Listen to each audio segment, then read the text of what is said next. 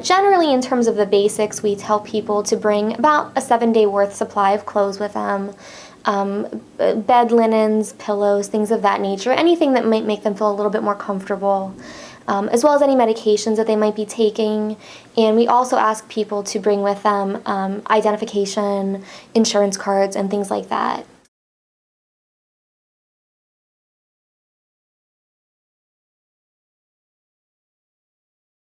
Generally, in early treatment, so when they're first coming in for the first couple weeks, we try to limit access as much as possible to any outside individuals, just because that focus is for us to get to know the client, for them to get to know us, and for us really to kind of develop what it is they need to work on while they're with us. After a short period of time, we do start to open up access to family and friends as appropriate. And then beyond that, we begin to involve the 12-step community. And really our goal at that point is to help them develop a sponsor and a relationship within the 12-step community.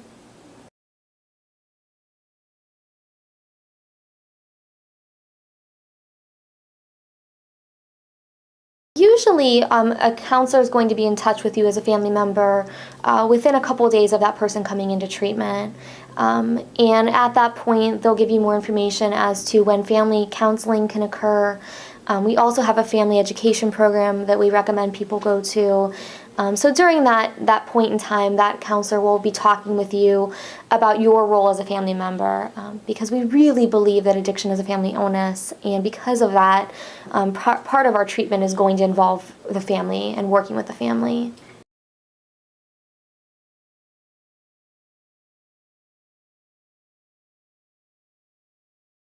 A typical day usually begins with breakfast and then a brief meditation. From there, individuals are in about 5 to 6 hours of group per day.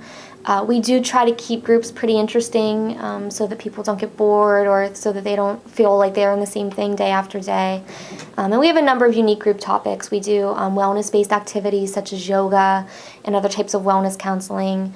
Of course, we still have an emphasis on 12-step facilitation and still do 12-step work. And then we do other mental health groups and things of that nature for other issues that the person might be experiencing. We also do community-based activities, like throughout the day we may take our clients to 12-step meetings or other types of community-based activities that could be beneficial to their recovery.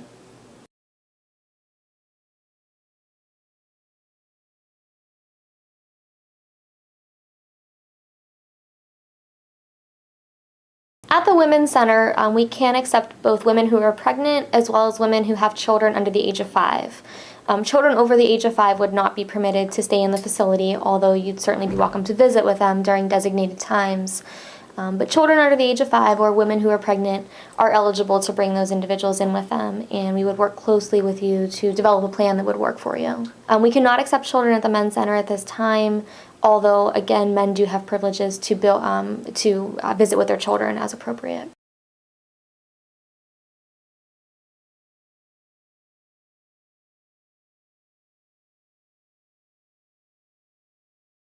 You're certainly welcome to leave anytime that you would like. We do consider it to be a voluntary, unlocked facility, so that if you come in and you find that it's not the right place for you, well, we certainly want to be the right place for you. We'd be more than willing to work with you to develop somewhere that maybe was a better fit or give you some other referral options, while at the same time talking with you about maybe some of the consequences that might happen if you were to leave.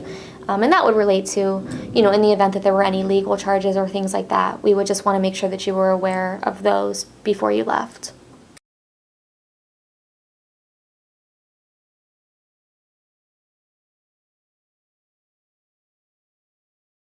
For safety concerns, we don't allow any outside food or drink into the facility. All of those needs will be met in the facility. We also don't allow any cell phones into the residential treatment facilities because we view residential treatment as really a time to connect with one's recovery.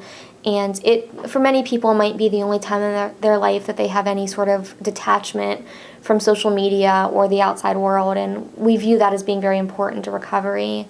If an individual has any sort of special dietary concerns or dietary needs, we do have a dietitian with whom we work who can provide a specialized diet and address any of those concerns.